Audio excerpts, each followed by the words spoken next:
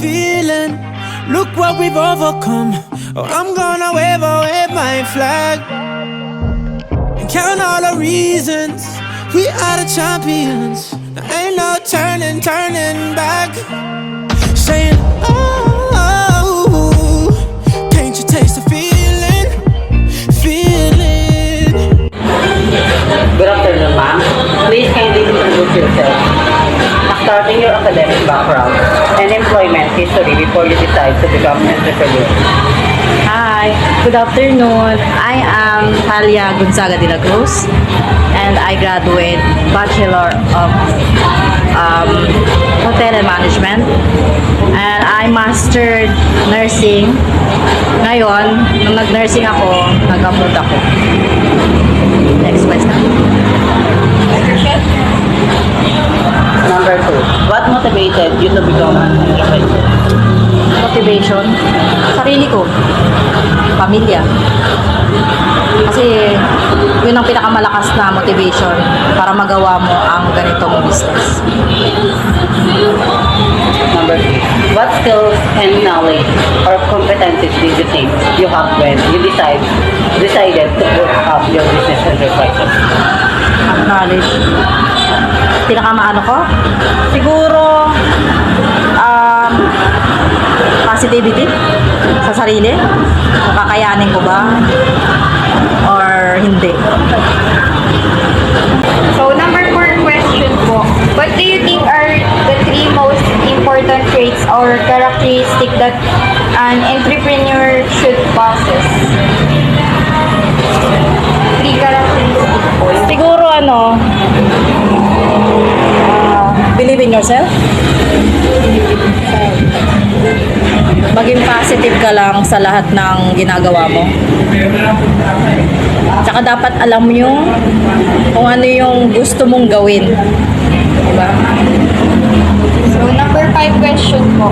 Did you make any research before you decided for the type of business you eventually put up? If yes, please share it with us. Meron. Siguro, kasi pagkatapos ko ng nursing, umalis na ako dito eh. So, hindi ko nagamit yung entrepreneurship na sinasabi kasi saka ako na yung nagawa nung lumipad ako sa Saudi. Nung nag-Saudi ako,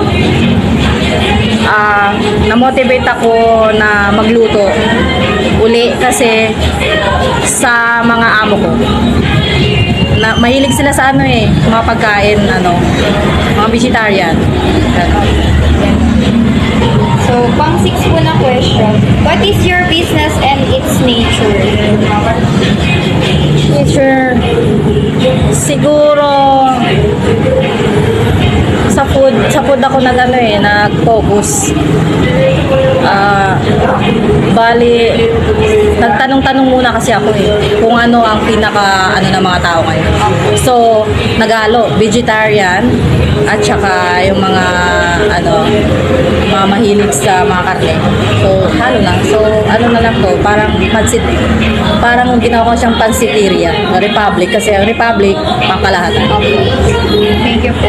How much was your first capital when you put up your business? First capital, 50,000. 50,000. Who is your target market? Target market? Consumers. Kasi kung wala kang consumers, hindi ka makakabenta. So, yun ang kailangan natin. For how long have you been managing your business enterprises now? Almost 7 years. 7 years na. Anniversary ko bukas. Oh! Meron na. Sa Pasig. Meron na ako sa Pasig. Pansiteria rin. How you experienced like giving up for your business before? If yes, please tell us the reason and share us your strategy on how you managed to continue your business. Nung namatay ang mami ko, last year, ayokong parang ayaw na magbukas. Siya kasi yung nagbigay sa akin ng sobrang suporta na ay gawin mo to na kasi kaya mo. Parang kaya mo kasi may ako kumbaga may tiwala siya sa akin. Nakakayanin ko. Ngayon, siguro nagbumalik yon after mga 6 months bago ako bumalik. So, ang inisip ko na lang para maibalik to, siguro yung anak ko. My daughter na ngayon 3 years old na. Is there anyone who motivates you the most in putting up your business? If yes, who and how is she related to you? Anak ko. Ako nagpalaki. Kumbaga, siya nang lakas ko. Lola ko.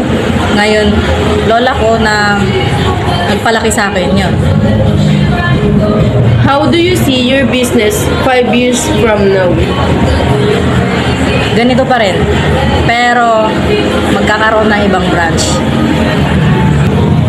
A question po ay, would you advise us to finish our study in college and eventually apply for a good position, or would you rather tell us to put up a personal business venture after college? Hindi ko kayo ma-advise na kung ano yung gusto niyo, kung ano yung nafe-feel niyo sa sarili niyo na kaya niyo, doon kayo.